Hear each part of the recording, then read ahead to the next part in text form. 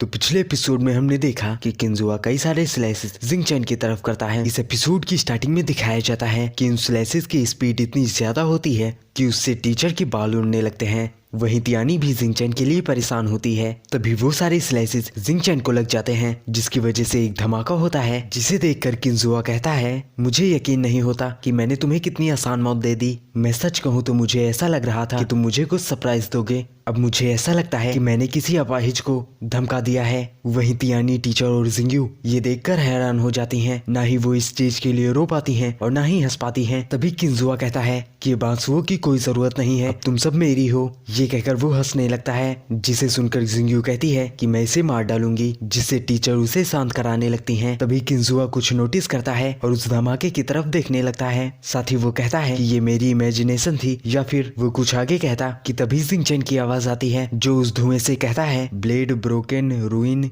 जो भी था इसका नाम, ये मूव बहुत ही बेकार था। जिंगचैन की आवाज को सुनकर किंजुआ हैरान हो जाता है और वो कहता है, ये नामुमकिन है, ये अभी भी जिंदा है, क्या इसके पास डिवाइन बॉडी है? दूसरी तरफ वो तीनों जिंगचैन की आवाज सुन के खुश हो जाती हैं। फिर जिंगचैन के हाथ में स्वॉर्ड को दिखाया जाता है। जिंगचैन कहता है, मैंने सुना है कि तुम कोई सरप्राइज चाहते हो, इसे तो मैंने निकाल भी लिया है। क्या हुआ बच्चे, तुम्हारे चेहरे का रंग क्यों उड़ा हुआ है? जिंगचैन एक स्माइल करता है और आगे कहता है, लेकिन अब बहुत देर हो चुकी है। आपको ये कहावत समझनी चाहिए कि तलवार को तब तक म्यान में नहीं डालना चाहिए जब तक कि वो खून का स्वाद न चख ले।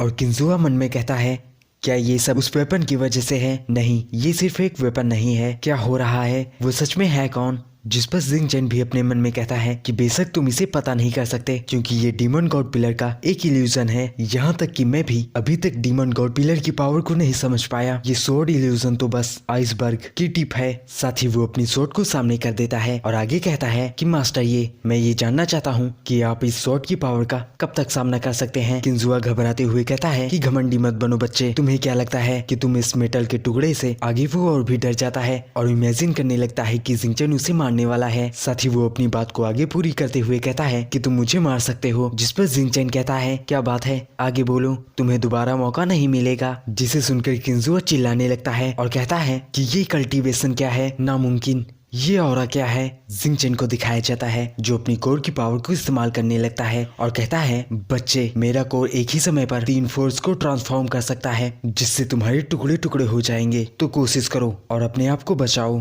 शायद मैं तुम्हारी राख को छोड़ दूं। क्या हुआ, तुमने अपने आप को बांध लिया है? अब ये तुम्हारी पश्चाताप का समय है। ये कहकर जिंगचैन अपनी स्वॉर्ड को ऊपर कर देता है और उसकी पावर को अनलीश करने लगता है, जिसे देखकर किंजुआ डर जाता है। फिर जिंगचैन किंजुआ की तरफ एक अटैक करता है, जिसे देखकर किंजुआ चिल्लाते हुए कहता है कि तुम्हें क्या लगता है भौंकने वाले कुत्ते, तुम मुझे पुश ओवर कर सकते हो? ये कहकर वो एक जोरदार स्लैश मारता है और हंसते हुए कहता है कि ये कैसा लगा। लेकिन जिंगचैन की स्लैश उसकी स्लैश को नलीफाई कर देती है और उसकी तरफ बढ़ने लगती है, जिसका इफेक्ट बहुत ही ज्यादा होता है, जिससे किंजुआ चिल्लाने लगता है। तभी वो स्लैश किंजुआ से टकराती है और एक जोरदार धमाका होता है। इतनी पावर को यूज करने की वजह से जिंगचैन हाँफने लगता है। लो, अब ये रेजिडेंट भी गया। यहाँ पर हर चीज बूम हो जाती है। लगता है कि कुछ बेवकूफ लोग भी चपेट में आ गए हैं, चलो घर चलते हैं। वहीं जिंगचैन हाँफते हुए कहता है, तो यही है मेरी लिमिट, मैं अभी भी बहुत वीक हूँ। दूसरी तरफ किंजुआ को दिखाया जाता है, जो हैरान होता है और कहता है, मैं अभी भी जिंदा हूँ, उस ब्लेड ने मुझे क्यों नहीं मारा? ये बच्चा तो एक दया का टुकड़ा भी नहीं समझता। शायद उसकी लिमिट पूरी हो गई होगी, लेकिन इस बच्चे के पास इतनी अब नॉर्मल स्ट्रेंथ कैसे है? ये सब इस स्वॉर्ड की वजह से होगा। ये तो एक प्रीसियस ट्रेजर है, नहीं तो इस जैसे लड़की के पास इतनी स्ट्रेंथ कहाँ से आती? फिर वो खड़ा होते हुए जिंगचैन से कहता है, तुम्हें देखो बच्चे, तुम कितना हाँफ रहे हो। अभी मैं तुम पर दया दिखाना चाहता हूँ, तो इसीलिए मैं तुमको एक ऑप्शन देता हूँ, उस मैजिकल स्वॉर्ड को मुझको दे दो और मैं तुम्हें यहाँ से जाने दूंगा। अगर मना करोगे तो तुम पर दया नहीं दिखाई जाएगी। जिस पर जिंगचैन कहता है, क्या तुम बच्चे को बेवकूफ बनाना चाहते हो? तुम मुझसे मेरा वेपन लेना चाहते हो, लेकिन तुम इसे लोगे कैसे? उस टूटे हुए हत्थे से। फिर किंजुआ अपनी स्वॉर्ड को देखता है और हैरान हो जाता है, क्योंकि उसकी स्वॉर्ड टूट चुकी होती है। किंजुआ कहता है कि ये तुमने कब किया? जिस पर जिंगचैन कहता है, जबकि तुम्हारा स्टेमिना कम नहीं हुआ है और तुम उस ब्लो का सामना कर सकते थे, लेकिन तुम्हारी बॉडी की क्यों आई लगभग समाप्त हो चुकी है और तुम्हें पता नहीं चला कि तुम्हारी स्वॉर्ड टूट चुकी है। मुझे यकीन है कि तुम एक और चाल नहीं चल सकते। किंजुआ कहता है तो क्या हुआ, लेकिन फिर भी मैं तुम्हें मारना चाहता हूँ। जिस पर जिंगचैन कहता है तो ठीक है चलो कंटिन्यू करें। ये कहकर जिंगचैन स्पीड के साथ किंजुआ के मुंह के सामने आ जाता है, जिसे देखकर किंजुआ हैरान हो जाता है। जिंगचैन कहता है कि ऐसे क्या देख रहे हो, और एल्डर लिन भी ये देखकर हैरान होते हैं। वहीं वो ओल्ड मैन कहता है कि ये अच्छा नहीं है। दूसरी तरफ किंजुआ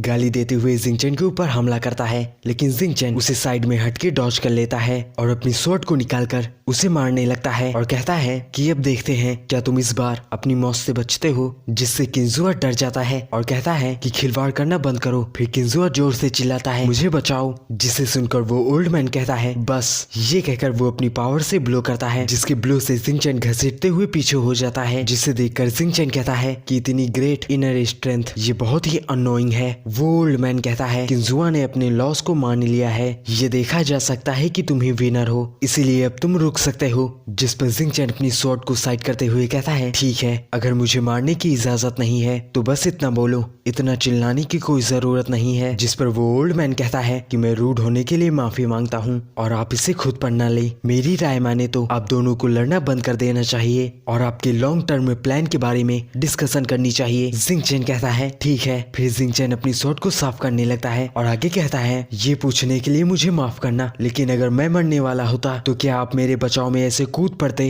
जिस पर वो ओल्ड मैन कहता है कि मैं जो भी कर रहा हूँ तुम्हारे लिए कर रहा हूँ। किंजुआ बायांग एम्पायर का एक इम्पोर्टेंट फिगर है, वो कोई ऐसा नहीं है जिसे तुम मार सकते हो। मुझे यकीन है कि तुम इतनी कम एज में इतनी बड़ी परेशानी में पड़ना चाहोगे। ये सुनकर जिंगचैन मुस्कुराने लगता है और कहता है कि आपकी लाइफ बेकार नहीं गई, आपके पास तो इतना बड़ा दिल है जो आप मेरे बारे में इतना सोच सकते हैं, लेकिन आप तब क्या करोगे जब मैं आपकी बातों पर ध्यान नहीं दूंगा। जिस पर वो ओल्ड मैन एक सीरियस सा लुक देता है और कहता है कि मैंने तो तुम्हें एक सलाह दी है, अगर तुम इसे मारने में तुले हुए हो तो मैं चुपचाप नहीं बैठूंगा और तुम्हें एक दो सबक तो सिखा ही दूंगा। जिस पर जिंगचैन कहता है कि मुझे पता था कि आप जैसे लोगों को समझाना मेरे समय की बर्बादी है। ये कहकर वो किंजुआ की तरफ स्पीड से बढ़ता है और एक जोरदार स्लैश किंजुआ के ऊपर करता है और कहता है कि क्या कभी तुमने सोचा था कि जिस तरह तुम लोगों को मारते हो कभी तुम्हारी भी मौत उस तरह होगी। जिससे किंजुआ बहुत ही डर जाता है। तभी वो ओल्ड मैन वहाँ से गायब होके जिंगचैन के सामने आ जाता है और जिंगचैन का हाथ पकड़ लेता है और जिंगचैन से कहता है कि तुम सच में रीजन नहीं सुनते और तुम्हें पता नहीं है कि तुम्हें कब क्विट करना चाहिए। फिर वो जिंगचैन का कंधा पकड़ लेता है, जिससे जिंगचैन परेशान हो जाता है। फिर वो ओल्ड मैन ब्रेक बोलता है, जिससे जिंगचैन का हाथ उखड़ जाता है और जिंगचैन जोर से चिल्लाता है। जिंगचैन खांसते हुए कहता है कि जैसा मैंने सोचा था, तुम सच में एक निर्दयी हो,